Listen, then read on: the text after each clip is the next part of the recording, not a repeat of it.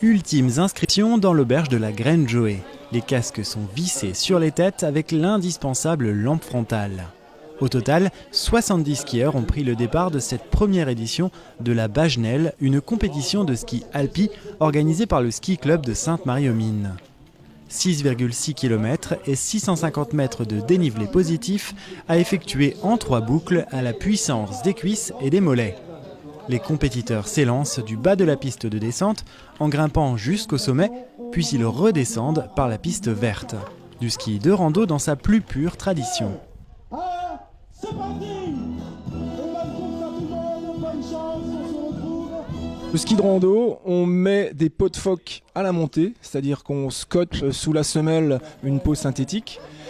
Arrivé au sommet, on enlève le ski pour les randonneurs moyens. Les compétiteurs n'enlèvent même pas leur ski, ils enlèvent la peau qui est sous le ski, la mettent dans le sac pour les compétiteurs, ils la mettent contre le torse et ils descendent vers le bas de la piste.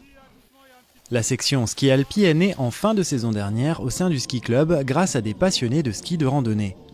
Une fois l'affiliation faite à la Fédération française de montagne et d'escalade, les dirigeants du club ont décidé de créer cette compétition. Et qui dit compétition, dit forcément classement, même si le mot d'ordre de cette soirée est avant tout la convivialité.